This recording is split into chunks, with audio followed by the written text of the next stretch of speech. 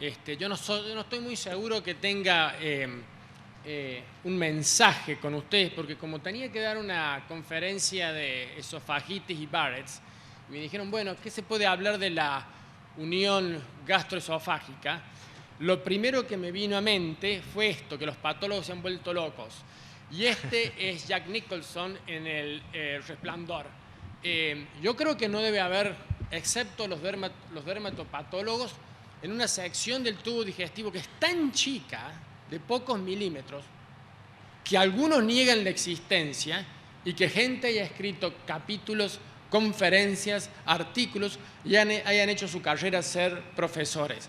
Yo he visto en congresos de patología hasta hace pocos años casi gente agarrarse trompada a discutir con esto, que si el cardias existe, que no existe. De cualquier manera, yo le voy a dar las ideas mías, las cosas que sabemos, que no sabemos, y como creo que va a haber bastante tiempo para discutir, tal vez podamos resolver algunos problemas. Lo que voy a dar es cuáles son las evidencias o la falta de evidencia de que existe realmente un cáncer cardial, algunas guías para el diagnóstico. Se ha visto en este congreso, pero ha cambiado mucho cómo estos cánceres se tratan, y un resumen y algunas recomendaciones. Este es un dibujo bastante simplista, que hasta casi que me llamó la atención que hace poco tiempo se publicase en Gut, que yo creo que es una de las mejores revistas, para tener en cuenta qué puede ayudar para diferenciar estos carcinomas de la unión gastroesofágica o gástrico. La histología tumoral, si es intestinal o difusa, favorecería gastroesofágico.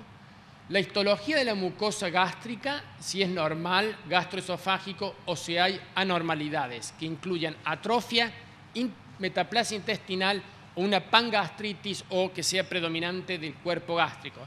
Y en tercer lugar, la historia de reflujo. Como pasa siempre con las tablas y estos algoritmos, es bárbaro cuando uno los lee en la revista, cuando tienen las biopsias los pacientes en las reuniones, no es tan fácil ni tampoco se pueden aplicar. ¿Qué es lo que sabemos ahora, o algunas de las cosas que sabemos de la existencia de este cáncer cardial? Primero, los epidemiólogos nos dicen, y la literatura, que parece que hay un aumento en la incidencia de cáncer cardial. ¿Hay una incidencia real o es una incidencia que si ustedes están haciendo más endoscopías y se está detectando con mayor frecuencia? Una pregunta. ¿En quiénes se ven los cánceres cardiales? Fundamentalmente esto está bien establecido en hombres, y en la población blanca tienen mayor incidencia. Hay algunas similitudes entre el carcinoma esofágico, que yo me refiero al Barrett's, y al cardial, como son algunos factores de riesgo, la edad y aspectos morfológicos en algunos casos.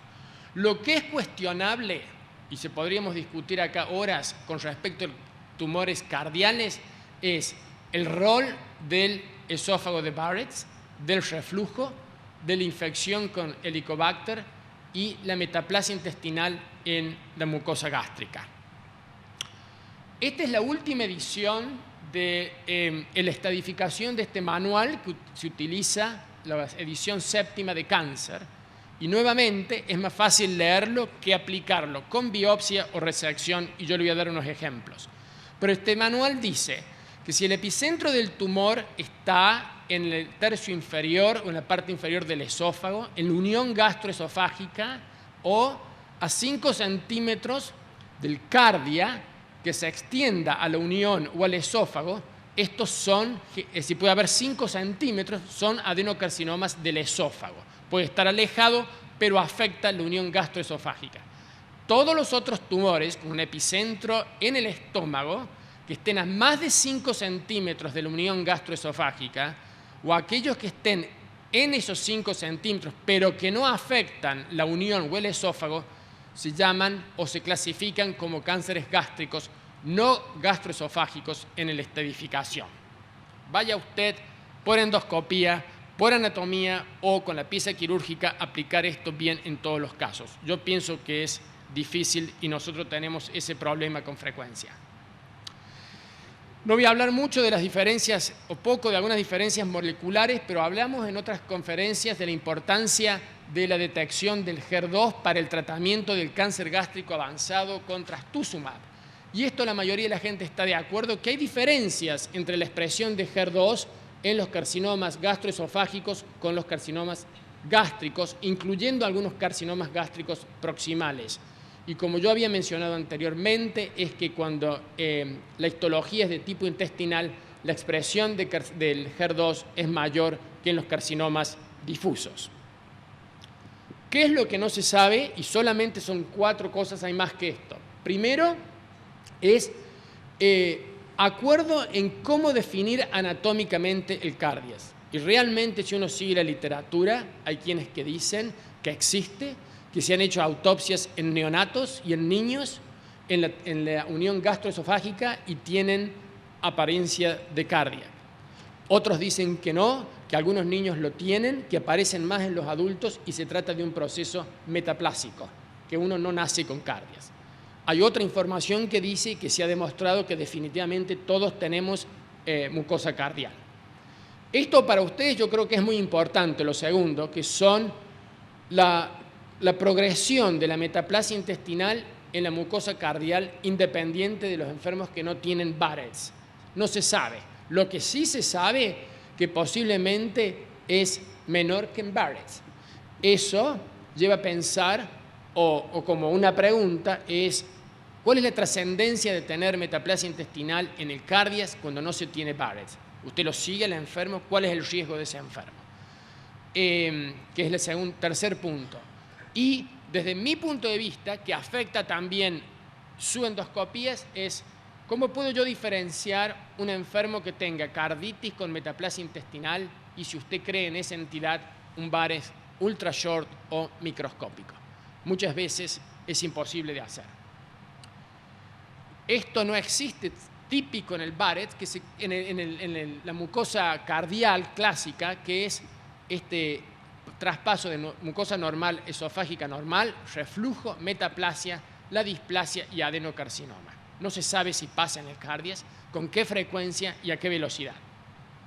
Esto es fácil, esto es una biopsia típica de un enfermo que tiene Barrett's, la unión gastroesofágica y las células caliciformes.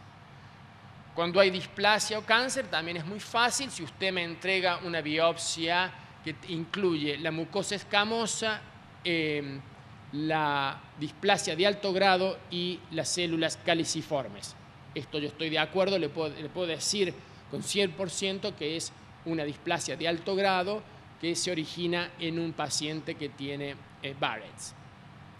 Por otro lado, a veces las biopsias incluyen este tipo de mucosa sin unión gastroesofágica que parece mucosa cardial o mucosa cardial y que tiene metaplasia intestinal.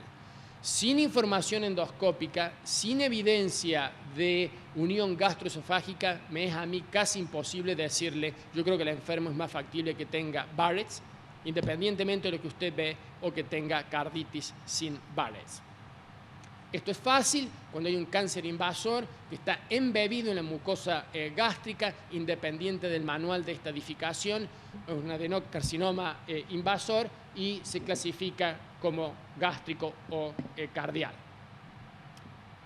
A veces, y no infrecuentemente, porque posiblemente la mayoría de los adenocarcinomas que nosotros diagnosticamos en la práctica de la unión gastroesofágica son enfermos que no tienen antecedentes de Barrett's o que no tienen antecedentes que nosotros hayamos diagnosticado displasia. Y esto es lo que pasa. Yo todo lo que veo aquí es un fragmento con displasia y con adenocarcinoma. No puedo ver mucosa normal cardial, ni puedo ver tampoco metaplasia intestinal, ni de unión gastroesofágica. ¿Es esto un cáncer que se ha expandido tanto que ha eliminado las células caliciformes, o esto es un cáncer que se ha originado en la mucosa cardial? Y lo más importante que les pregunto a ustedes, más que a mí mismo, es, ¿a ustedes les importa cómo lo van a tratar esto? ¿Qué significado puede tener? Este es un caso, por ejemplo, reciente que nosotros tuvimos y que no podíamos exactamente clasificar, que era un tumor bien grande. No tenemos mucho esófago acá, les digo la verdad, muy invasor. El cirujano estaba convencido de que este era un tumor gástrico, tenía una microscopía muy rara, pero el tumor infiltraba también la unión gastroesofágica y también había metaplasia intestinal. ¿De dónde viene este tumor? ¿Lo considero gástrico, cardial, del estómago proximal, o es un gran cáncer asociado a Barrett's? y que tiene este cáncer gástrico. He de decirles, ustedes lo saben tan bien como yo, que una cosa no excluye la otra, que el enfermo pueda tener Barrett y tenga también un cáncer gástrico. Y ahí es cuando la epidemiología de estos factores de riesgos es un poco cuestionable, el significado de los distintos cánceres. Dos diapositivas del tratamiento. Si uno excluye el carcinoma gástrico típico distal, pero en los carcinomas a veces cardiales, nodulares y definitivamente en los carcinomas intramucosos y displasias de la unión gastroesofágica basados en el Barrett, en nuestra institución ha cambiado mucho la incidencia del número, sobre todo de resecciones de esófago, en comparación ahora a las resecciones localizadas con todos estos diferentes metodologías. Hay una clínica especialmente con 2 o 3 gastroenterólogos que hacen ya sea mucosectomías o radiofrecuencia para excisión de esto, y estos enfermos no tienen resecciones de esófago. Cuando tenemos estas piezas, somos muy cuidadosos para determinar los márgenes, pero en la patología informamos el tamaño de la lesión, los márgenes, el grado de diferenciación, si hay invasión vascular, el grado de invasor y la presencia de metaplasia intestinal y la mucosa, para tratar de ayudar y determinar si es un Barrett o un carcinoma cardial. Esto es más importante para los patólogos, pero muy comúnmente en el Barrett hay duplicación de las musculares mucosas. Si ustedes se acuerdan de histología, y esto hay que tener cuidado porque hay una de las indicaciones de resección, no sé si hay cirujanos en la audiencia, que si el tumor penetra la submucosa, aún con márgenes negativos, el enfermo puede pasar a ser un candidato a tener una resección esofágica. Así que es muy importante tener eso en cuenta. Cuando yo o alguno de mis colegas decimos que hay invasión o que parece que hay invasión mucosa, no infrecuentemente me llaman por teléfono, me mandan un correo y ya saben esto y me dicen, ¿están seguros que no hay duplicación de la capa muscular? Lo cual de por sí no es muy fácil de identificar de cualquier manera. Esto es un ejemplo de las resecciones que tenemos y el enfermo tiene carcinoma intramucoso, tenemos un poquitito de submucosa acá y tiene un margen positivo acá, que muchas veces nosotros le ponemos tinta en el margen profundo y en los márgenes laterales. Y acá también a mayor aumento se ve positividad del margen. En este otro caso, el enfermo tiene un Barrett con displasia de alto grado. Esto es que vemos habitualmente que la mucosa se ha reepitalizado. Si usted biopsia por acá no encuentra nada y hay glándulas muy atípicas y los márgenes son totalmente negativos. Resumen entonces, solamente un material de biopsia puede a veces a mí no permitirme decirle a usted en el informe si el enfermo tiene enfermedad de Barrett y carditis con metaplasia intestinal, displasia y cáncer. Pasa. Si usted puede, tratar de darnos biopsias adicionales del estómago y de la unión gastroesofágica para ver cómo está la mucosa del estómago y para confirmar o no la posibilidad de que el enfermo tenga Barrett's.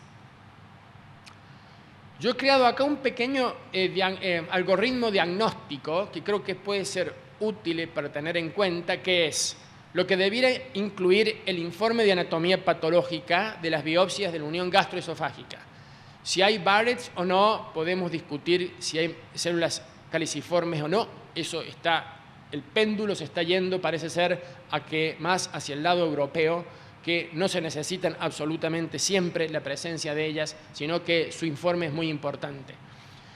Hay mucosa que esté sin tumor o sin metaplasia intestinal, es cardial o no. Si el carcinoma es intestinal o no, esto está comprobado que es un cáncer distinto y que tiene en general mejor pronóstico. Y hay gente que dentro de ensayos clínicos hace marcadores para determinar si el tumor es intestinal o no, por, entre otras cosas, el mejor pronóstico, como estos tumores intestinales tienen una migración de la beta-catenina de la membrana al núcleo. Yo he visto algunos casos y son bastante convincentes, y generalmente los intestinales no tienen amplificación de este factor de crecimiento epidermoide que sí los tienen los carcinomas difusos, incluyendo los carcinomas cardiales. quiero decir que posiblemente hay 2 o 3 artículos, sobre todo del grupo de Boston, que han hecho mucho trabajo a nivel de biología molecular, que pueda haber 2 caminos de cánceres en la unión gastroesofágica. Uno intestinal, con un fenotipo intestinal a partir del esófago, con displasia y cáncer, y un mecanismo cardial que puede dar un cáncer difuso y que tiene algunos patrones más parecidos al cáncer gástrico que al cáncer que se origina en el Barrett's. Finalmente, la sobrevida en general parece ser mejor para el carcinoma tipo intestinal que para el tipo cardial. Y quiero terminar, que me pasa cuando tengo que hablar o discutir en las reuniones esto, que mientras más pienso del tema, más me confundo. Muchas gracias. Gracias, doctor Palazzo. Invitamos al doctor Buti a acercarse al micrófono.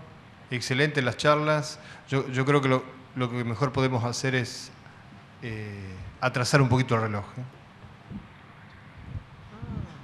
Invitemos a todos. Invitemos a todos, si quieren acercarse, para tener los micrófonos cerca. ¿Qué?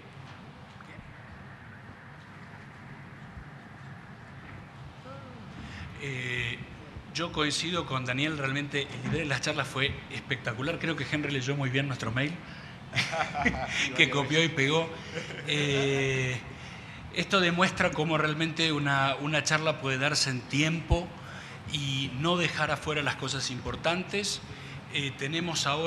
Podemos disfrutar de casi 20 minutos de conversar un poco entre nosotros. Aparentemente el que bailaba con la más fea era Rodolfo, pero yo creo que Juan estuvo muy, muy cerca, porque todo este tema del cardias y del cáncer en el cardias y la unión esófago-gástrica es un tema muy difícil. Y él nos decía qué suerte que queda tiempo para discutir, y en realidad él fue tan inclusivo en su charla que es muy difícil discutir algo. Quizás es más fácil afirmar un par de conceptos, creo yo, que es, por ejemplo, que es una cosa que no siempre se tiene en cuenta, la importancia del endoscopista, que el endoscopista reconozca los reparos anatómicos, que el endoscopista le informe al anatomopatólogo exactamente de dónde están sacadas las biopsias, y porque el patólogo no es adivino, y él, cuando está viendo ese tejido, no sabe exactamente de qué sitio proviene. Planteaba Juan también si era importante o no poder diferenciar, porque lo que él decía es que ese epitelio cardial, que a veces hasta reconocemos endoscópicamente, que tiene un patrón glandular más largo, a veces se ve, pero muchísimas veces no se ve. Y eso se discute si es congénito o si es adquirido como una forma de metaplasia. Pero es realmente importante que ese cáncer de la unión se haya originado en el esófago o en el cardias directamente. Eso es muy discutible. Lo que se está viendo ahora es que en los estudios de termoablación con radiofrecuencia hay estudios que hacen ablación del cardias y otros que no, y que esto parece ser definitorio a la hora de ver cuántos pacientes recidivan su esófago de Barrett y tienen complicaciones posteriores. Yo no sé si alguien en la mesa quiere agregar algo a lo que dijo Juan Palazzo. A mí no se me ocurre mucho más para decir. Gente, ¿alguien quiere alguna? Rodolfo. No, simplemente yo creo que el doctor Palazzo le dio mucha importancia al patólogo en todo esto. Y cuando uno ve que no hace muchos años Suibert estableció una clasificación de los tumores de la unión esófago-gástrica en 3 tipos, el tipo 1, tipo 2 y tipo 3, y cuando uno va al patólogo y le dice qué tipo es, el patólogo dice, mira, yo en este momento con la pieza no te puedo decir cuál es, que es lo que decía muy bien el doctor. Uno puede ser, cuando recién empieza la lesión es una cosa, pero cuando nosotros encontramos al paciente y se hace la resección o el tratamiento es otra, ¿no? Para poder tipificarlo realmente. Sí, exactamente, sí. Yo creo que eso era una clasificación simple, sin muchos parámetros. Si mal me recuerdo, el 1 era el esofágico, el 2 de la unión y el 3 creo que gástrico. Exacto. Y después salió de la WO con esto.